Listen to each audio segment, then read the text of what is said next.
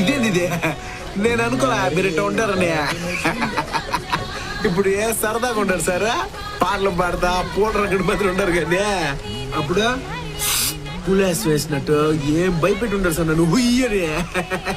భయపెట్టాలి పుష్ప, అప్పుడే కదా నాతో ఎలా ఉండాలో నీకు తెలిసింది.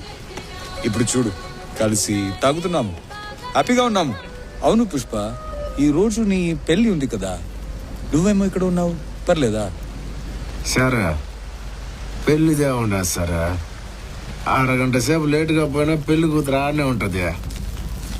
షికావత్ సార్ మీరు కలుద్దామంటే టైం ఇచ్చి ఉండారు, ఇంతకన్నా మర్యాద ఏముంటుంది చెప్పండి. ఏంది పెళ్ళి అంటే గుర్తుకొచ్చి ఉండదు. ఈ పిల్లం ఎవరితో కడుపు రావాలా, ఏ టైంలో కడుపు అవ్వాలని నేనే డిసైడ్ చేస్తానని ఉండరు కానీ మీరు ఎందుకు సార్ అట్లా ఉండరు? ఫీల్ అయి ఉన్నాను నేను. ఎందుకంటే మాటలు ఎందుకని ఉండరు చెప్పండి. ఏంటి పుష్ప పార్టీ మూడ్చాడు కడుతున్నావు, అది ఎందుకు ఇప్పుడు? సర్లే, ఏదో నన్ను బాధ పెడతాను అని ఉంటారు అంతే కదా, వదిలేండి. కానీ మీరు మా అమ్మను అవమానించడం మాత్రం నాకు నచ్చలేదు సార్. నేను నీ అమ్మని ఏమన్నాను పుష్ప?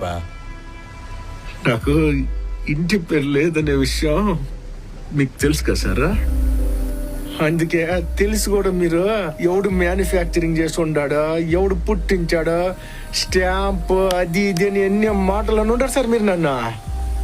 ఏంటి పుష్ప పార్టీ మూడ్చాడు కడుతున్నావు, మళ్ళీ అవని ఎందుకు ఇప్పుడు? నాకు ఇంటి పేరు లేదంటే నా పుట్టుకుని అవమానించినట్టుగా సార్ మీరు. నా పుట్టుకుని అవమానించినారంటే మా అమ్మను అవమానించినట్టే సార్. నేను పుట్టినప్పటి నుంచి ప్రతి లండి కొడుకు అనే మాటే సార్ అదే. పుష్ప తాగి ఏదేదో మాట్లాడుతున్నావు, నీకెక్కువైంది.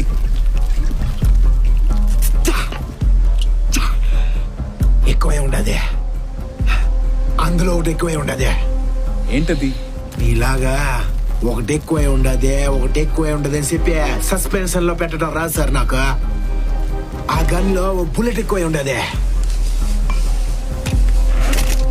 ఇందులో అవునా? దా 1 2 3 4 4 5 6 దా ఒకటి ఎక్కువే ఉండదే. పుష్ప అది సర్వీస్ రివాల్వర్, అందులో 6 బుల్లెట్లు ఉంటాయి. ఆ పొద్దు మీరు అన్న మాటలకి నేను పిడికిలు బిగిసినప్పుడు ఈడ గన్ను పెట్టుండారు కదా, అప్పుడు ఇందులోకి వెళ్ళాల్సిన బుల్లెట్ ఇందులోనే ఉండిపోయి ఉండదే, అది ఎక్కువే ఉండదే.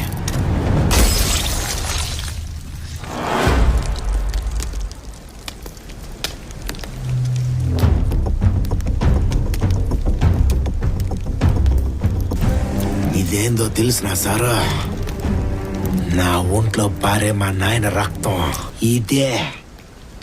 ఇది సార్, నా బ్రాండ్.